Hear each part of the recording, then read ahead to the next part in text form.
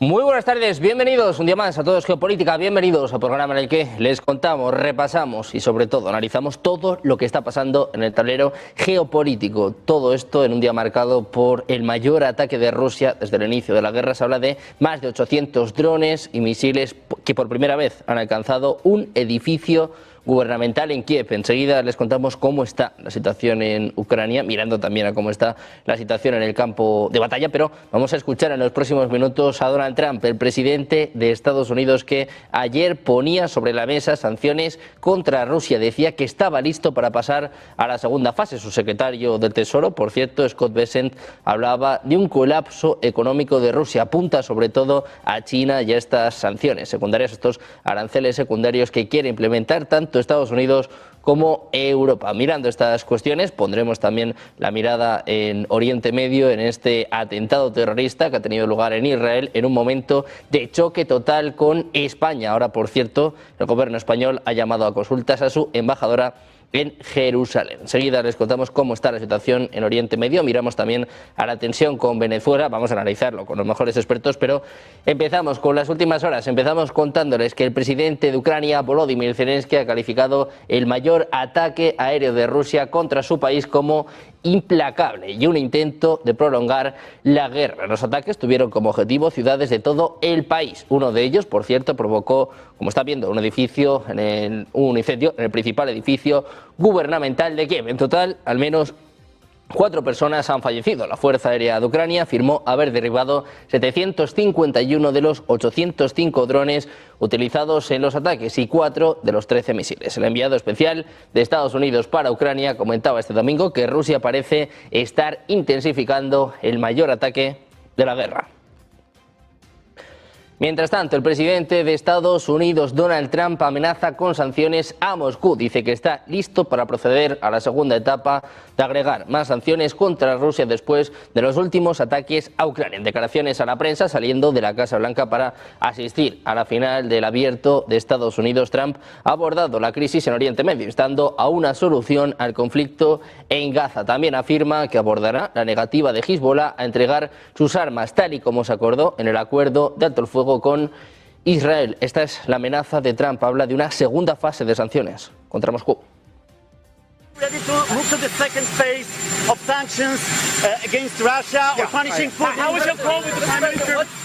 Mirando a Israel, les contamos que al menos 5 personas han fallecido en un presunto ataque terrorista en el cruce de Ramot, en Jerusalén, este lunes, cuando 2 tiradores abrieron fuego dentro de un autobús, lo que apunta el servicio paramédico de Israel. Además, al menos 5 personas se encuentran en estado grave, mientras que varias más han resultado heridas leves, lo que apunta el servicio de ambulancias. La policía israelí indicó que un agente de seguridad y un civil presentes en este lugar dispararon contra los terroristas que fueron neutralizados. Según medios israelíes, los tiradores usaron una metralleta improvisada conocida como Carl Gustav, fabricada habitualmente en entornos ilegales de Cisjordania y utilizada en varios ataques palestinos en el pasado. Por último, miramos a Venezuela. Su presidente Nicolás Maduro ordenaba este domingo la movilización de 25.000 efectivos de la Fuerza Armada Nacional Bolivariana para reforzar la defensa fronteriza en la zona binacional de paz con Colombia y la fachada caribeña, en medio del aumento de tensiones con Estados Unidos por su presencia militar en el sur del Caribe. De acuerdo con el mandatario, la medida busca reforzar la seguridad fronteriza y ampliar el espectro geográfico, que ahora abarcará desde La Guajira hasta el estado Falcón, especialmente en la península de Paraguaná, extendiéndose a los estados Nueva Esparta, Sucre y Delta Amacuro, para cubrir tanto el Mar Caribe como el Océano Atlántico. También ha indicado que las razones principales del mega operativo son la defensa de la soberanía nacional, la seguridad del país y la lucha por la paz. Según señalan, se trata de uno de los más grandes despliegues militares en la historia reciente del país. Pendientes de la tensión en Venezuela, esperando en los próximos minutos a escuchar al presidente de Estados Unidos, a punto de comparecer Donald Trump. Nosotros vamos ya con el análisis, con los expertos. Hoy tenemos a José María Viñals, director del Máster en Relaciones Internacionales del IEB. ¿Qué tal, José María? Muy buenas tardes.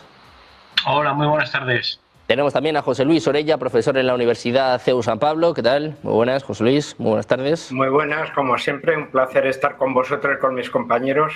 Encantados de tenerte por aquí. Contamos con Fernando Moragón, experto en geopolítica. ¿Qué tal, Fernando? Muy buenas tardes. Pues encantado, como dicen mis compañeros, de estar con vosotros y con ellos aquí en Todo Geopolítica. Bueno, pues un día de nuevo de muchísima actualidad, decía yo, un día que ya viene marcado por el mayor ataque aéreo desde el inicio del conflicto. Ayer Rusia lanzaba hasta 800 drones y misiles y por primera vez, al parecer, alcanzó un edificio gubernamental en Kiev. Enseguida vamos a escuchar a Donald Trump, pero después de las conversaciones en Alaska, lejos de solucionar este conflicto, Fernando, si te parece, empezamos contigo. Parece que estamos ante una nueva escalada, incluso, bueno, en el caso de que realmente se haya alcanzado este edificio, pues estamos ya ante una escalada prácticamente sin parangón, ¿no? Parece que Ucrania puede tomar también la misma dirección, atacar objetivos en Rusia, objetivos gubernamentales. Bueno, a ver, efectivamente, Ucrania siempre ha atacado todo lo que ha podido. Quiero decir, todo lo que ha podido atacar, lo ha atacado. Incluso no olvidemos, y esto es muy grave, y bueno, la moderación rusa impidió que la cosa fuera más, objetivos de la defensa nuclear estratégica rusa, tanto radares como aviones bombarderos nucleares rusos. En fin, esto en cualquier otra situación, es decir, en cualquier otro, si esto hubiera pasado con Estados Unidos, ya no estaríamos aquí hablando. Eso está claro.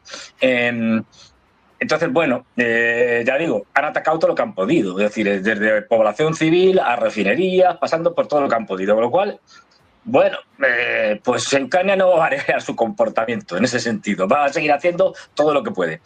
En cuanto a los rusos, el caso este, bueno, a ver, desde luego no había intencionalidad de acabar con la primera ministra ucraniana, pues se atacó el fin de semana, aquello estaba completamente vacío, y en última instancia la primera ministra ucraniana pinta más bien poco, como pintaba también poco el anterior primer ministro, ¿no?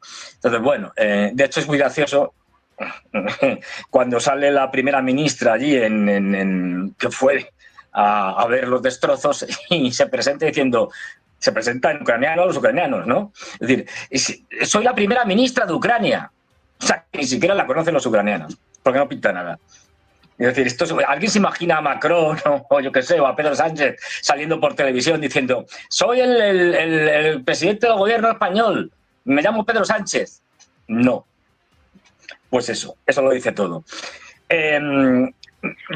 Yo no le di mayor importancia porque si realmente los rusos quisieran atacar a las personalidades que dirigen el régimen de Kiev, ya lo habrían hecho y ya han matado a muchos. Pero además es muy fácil, quiero decir, todos saben cuándo se reúne el Parlamento. Por ejemplo, la Rada ucraniana, pues atacas el Parlamento cuando se reúne y matas prácticamente todo el Parlamento. No, es decir, esto, bueno, no hay que considerarlo como algo que sea el inicio de ataques contra personalidades, digamos, del régimen ucraniano, porque no creo que sea así. Ya digo, si quisieran, lo harían constantemente, ¿no? Y bueno, lo de Trump es que, en fin, yo me ratifico en mi tesis. Es decir, todo esto es un gran paripé, una gran representación teatral en la cual Donald Trump lo que busca es ganar tiempo y Putin lo que busca es ganar tiempo. Como los dos buscan ganar tiempo por razones diferentes, pero buscan ganar tiempo, pues entonces, bueno, de alguna manera se retroalimentan. Es decir, Trump ya no sé cuántas veces ha pasado de que los rusos son muy malos y Putin es muy malo, a Putin es mi amigo y los rusos son majetes, y luego lo contrario, y luego vuelve otra vez a lo mismo. No sé, esto ya se ha convertido en una costumbre. ¿Por qué? Ahora dice que, bueno, sanciones, pero si da igual. Quiero decir, Estados Unidos ya no tiene una relación comercial importante con Rusia. Ya no puede hacer mucho desde el punto de vista estrictamente de Estados Unidos en cuanto a sancionar. No sé qué va a sancionar.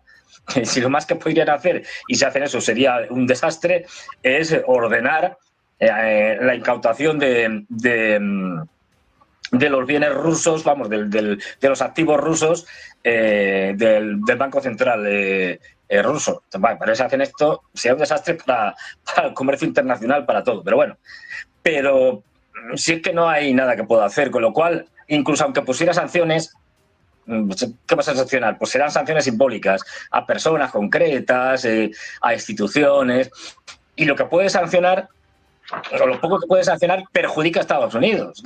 Porque no olvidemos que que los rusos son los mayores productores del mundo de uranio enriquecido, listo para la aplicación en las centrales nucleares. Y entonces, bueno, pues sí puede hacer eso, pero si hace eso, el que sale perdiendo es Estados Unidos, que no tiene alternativa. Entonces, son cosas que dices,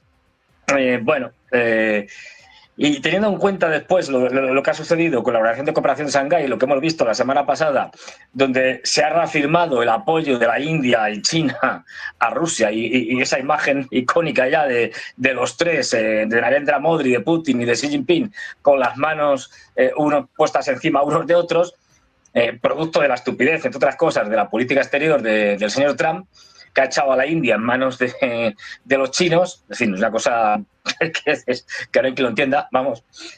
Pues dices, realmente con el apoyo de China y de la India, Rusia no tiene problemas económicos, no va a caer. Entonces, bueno, lo que hace Trump es eso, es ganar tiempo. Fíjate, desde que empezó la primera llamada, aquella que llamó Trump a Putin tal y que conmocionó al mundo, la de vueltas que hemos dado, la del sí, no, ahora sí, ahora no.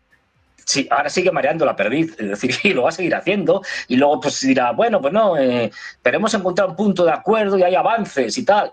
Y mandamos a Witkoff otra vez, la sexta vez, ya no me acuerdo, o séptima, es decir, que hable con Putin. Es decir, no.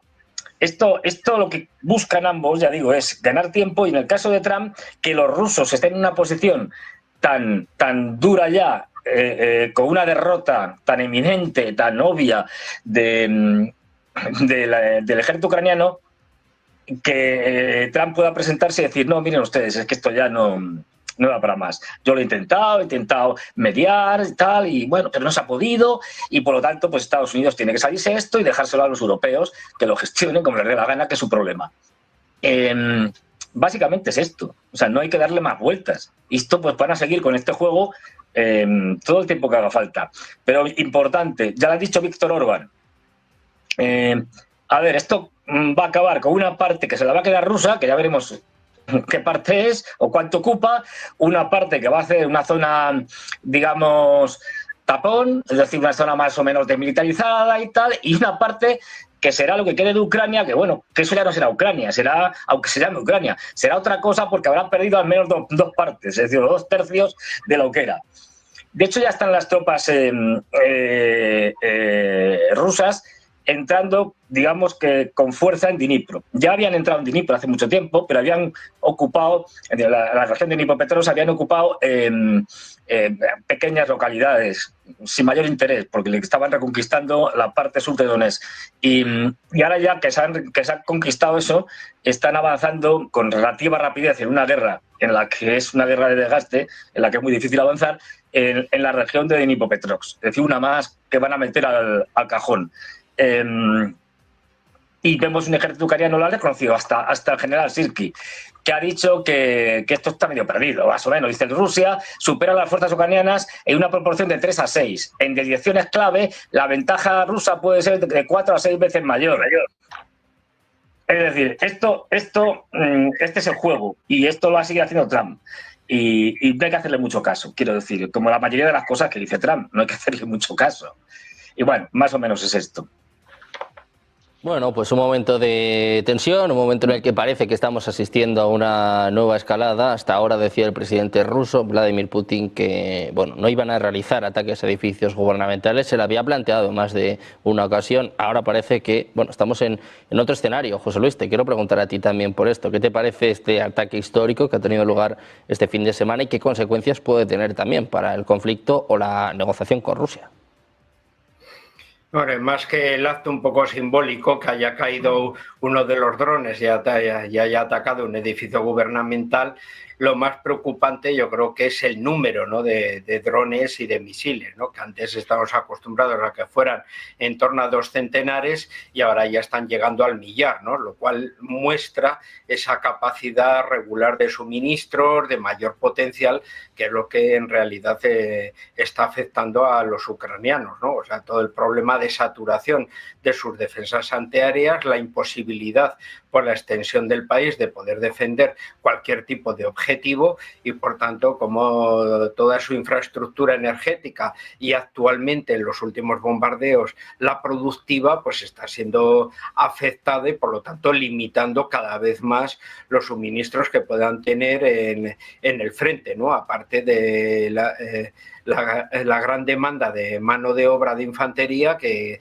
tampoco tienen, ¿no? Un poco para eso. O sea que yo creo que los continuos bombardeos, que ya estamos a esos niveles ya de 800 y pico, etcétera, y que casi pues, pueden llegar ya a unos 1.000 drones y diferentes misiles a los cuales puedan ser utilizados, bueno, pues cada vez está, y además con una mayor efectividad debido a la destrucción de parte de ese personal antiaéreo, ¿no? Junto con las baterías, ¿no? El otro día salía como el máximo responsable de lo ucraniano de los equipos entrenados de los Patriot, pues había muerto pues a pie del cañón, ¿no? Yo creo que eso es mucho más interesante, más eso que el elemento propagandístico de que, bueno, pues hayas asustado a los políticos un poco con ese bombardeo. La cuestión en ese sentido, como bien se decía, es también ganar tiempo, ¿no? O sea, climatológicamente todavía los rusos disponen de 2 meses muy buenos para poder desarrollar, por eso están apretando el acelerador para poder conseguir sus máximos objetivos, ¿no? A corto plazo, pues serían claramente victorias, pues la toma de Kupiansk, ¿no? Que ya anteriormente había sido la capital provisional administrativa de la zona del Kharkov ocupado, del Oblast, me refiero, del territorio, y desde luego Pokrov, ¿no? Porque de esa manera ya pues Slaviansk y Kramatorsk pues cada vez van a quedar más asediadas, más afectadas, ya no digamos si Liman se convierte ya en zona de frente, en la cual ya las tropas rusas se están acercando muy peligrosamente a lo que es ya el casco urbano de Lima, ¿no? O sea, el Oblast del Donetsk, que los ucranianos controlaban en torno a un 40%, ahora resulta que están controlando en torno al 20%, ¿no? O sea, que estamos viendo que igual pues para noviembre pues resulta que pueden estar por menos del 10, ¿no? De la 10ª parte, y casi se puede considerar que ya en manos de Rusia puede estar todo el Donbass, y por el contrario ya están entrando pues en los oblasts vecinos con una importante comunidad rusófona en todos ellos, y ya los objetivos en una mesa de negociaciones pues pueden ser mucho mayores. Ya no estamos hablando de los 4 oblasts que oficialmente la Federación Rusa de una manera unilateral integró la federación, sino que ya estaríamos hablando, bueno, pues del famoso mapa que el general Gerasimov pues se le veía en el despacho de una manera absolutamente consciente, ¿no? En la cual, pues bueno, todos los territorios que pueda abarcar históricamente la Novorrusia de la época de Catalina la Grande estaban integrados, ¿no? Desde Kharkov hasta Odessa, ¿no? Entonces, claro, ahí estamos viendo que el mantenimiento del tiempo, las ganancias del tiempo y el aceleramiento que están provocando las Fuerzas Armadas de la Federación Rusa, pues bueno, pues les está viniendo muy bien en ese aspecto. Son los que menos prisa tienen por sentarse. O sea, la climatología les puede ralentizar un poco los avances, y por el contrario son los ucranianos los que están pues con mayores problemas, incentivando y pinchando a los aliados europeos pues para que envíen lo que sea, ¿no? Y tampoco pues pueden recibir muchas ayudas de mercenarios, de extranjeros que de llegada allí, sabiendo que en el campo del frente los ucranianos tienen posibilidad de rendirse, pero los mercenarios pues casualmente no tienen esa posibilidad, ¿no? Porque son eliminados en el frente. Por tanto, la situación pues es cada vez más trágica en ese ámbito, y claro, pues Trump, aunque necesite salir, también quiere salir, bueno, pues con esa fotografía de ser el hombre que, bueno, marca plenamente, bueno, pues ese arbitraje del nuevo orden internacional.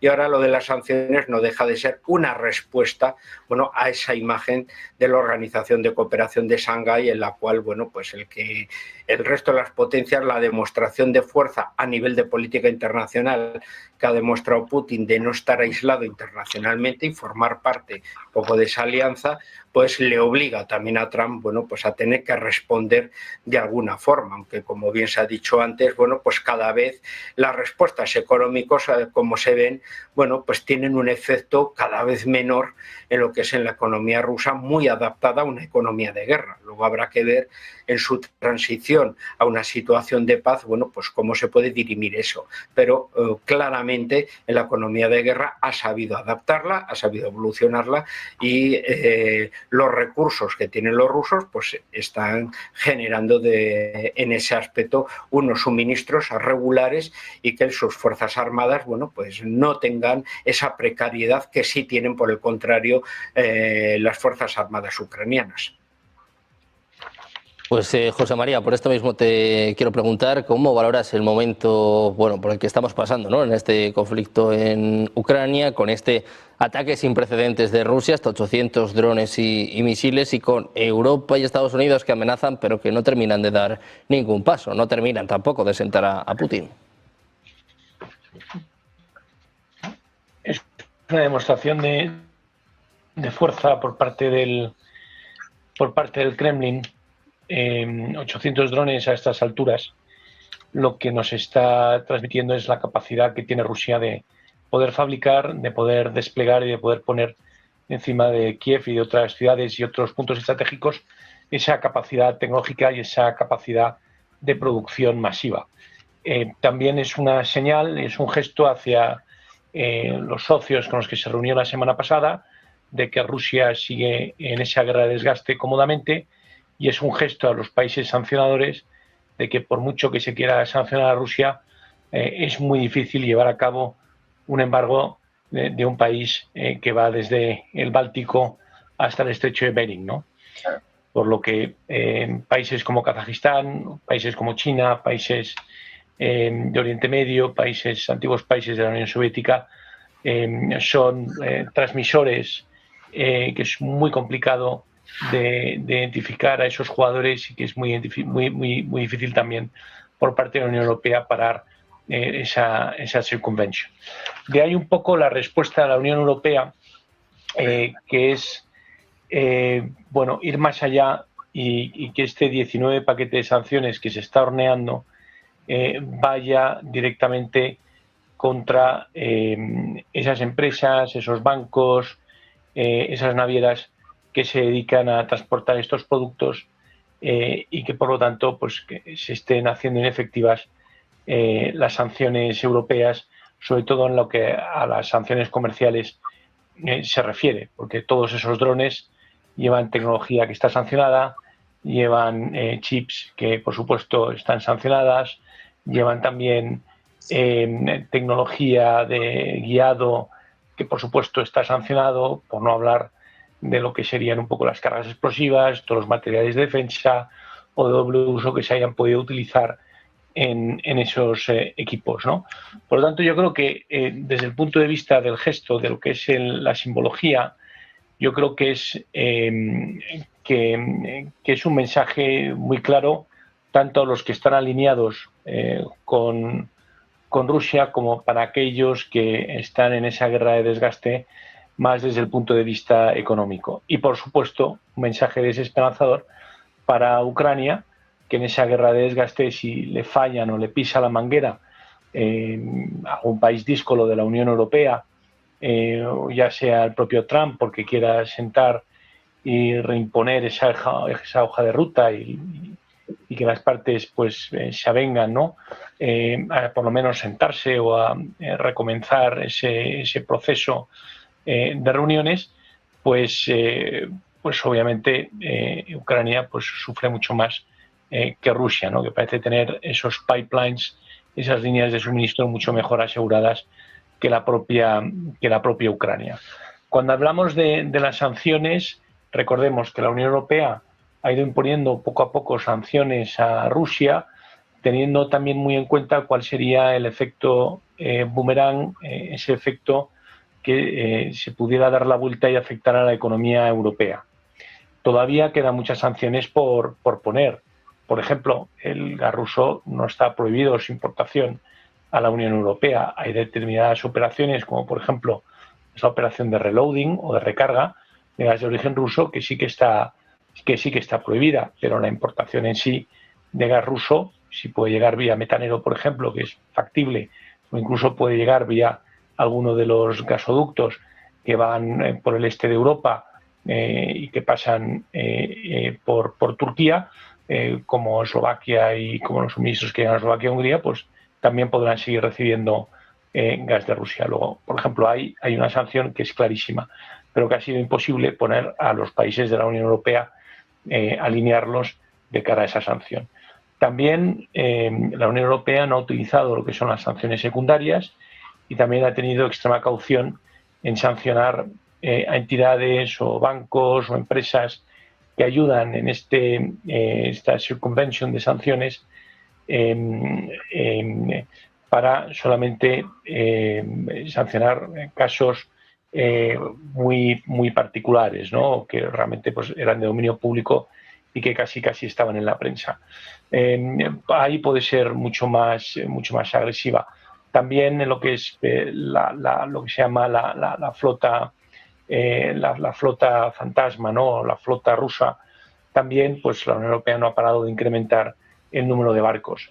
¿Esto a qué lleva? Pues eso lleva a que las grandes aseguradoras o sindicatos aseguradoras no puedan ya asegurar esos cargamentos y a esos buques, lo que los hace pues mucho más sensibles a cualquier tipo de vertido, a cualquier tipo también de reparación, ¿no? O lleva también a que proveedores europeos pues no puedan suministrar ni dar servicios a esos buques, ¿no? Si tenemos en cuenta la tecnología de las navieras y náutica, pues en gran medida es muy difícil identificar empresas que no tengan una exposición a la tecnología, a la producción, a los accionistas, al dinero europeo en una economía globalizada. También es verdad que desde el punto de vista financiero, Estados Unidos estaba pensando en imponer sanciones secundarias, ¿no?, al sector de la energía, y vimos que a la India se le habían subido un 50% los aranceles como consecuencia de la compra del crudo ruso, ¿no? Podría hacer lo mismo con otros países. El otro candidato obviamente es China, pero aquí una vez más hemos visto que Trump, cuando escaló los aranceles con China por otros motivos completamente distintos al que tiene que ver con las sanciones, al final tuvo que retroceder y tuvo que dar marcha atrás porque la opinión pública se le comía y ya se empezó a hablar en Estados Unidos de los empty shelves, es decir, de las baldas de los supermercados vacías en Navidad. Por lo tanto, aquí son muchas teclas de un rompecabezas muy sensible. Si uno sanciona a los países aliados de Rusia para que dejen de ser esa válvula de escape de Rusia de cara a las sanciones, se puede volver en contra, porque estamos hablando de países que o bien tienen más de la mitad de la población mundial o bien suponen un porcentaje tan importante o más como el que puede abarcar actualmente el G7. Por lo tanto, pues bueno, cada uno de los bloques está sabiendo jugar sus cartas y estamos ahí pues en una situación también en la que no hay un claro vencedor. Eso sí, Estados Unidos, desde el punto de vista y el día que se ponga a sancionar a Rusia, le puede hacer mucho daño porque muchos de esos terceros países que ahora están alineados con Rusia dejarían de hacer negocios con Rusia por lo que supondría o lo que podría suponer el cierre de los mercados financieros, el cierre de los grandes mercados aseguradores y el cierre también de los grandes mercados y compañías logísticas y de transporte del mundo, que son sectores que son muy globalizados y son sectores que enseguida se retirarían y había que casi reinventar estos sectores para que no tuvieran ningún tipo de afectación o de nexo con la Unión Europea, con el Reino Unido y con Estados Unidos. Por lo tanto, es un panorama cada vez más complejo el de las sanciones, cada vez más sofisticado, pero también cada vez que se pone una nueva ronda de sanciones hay una serie de complejidades añadidas que hace que la propia imposición sea cada vez más compleja.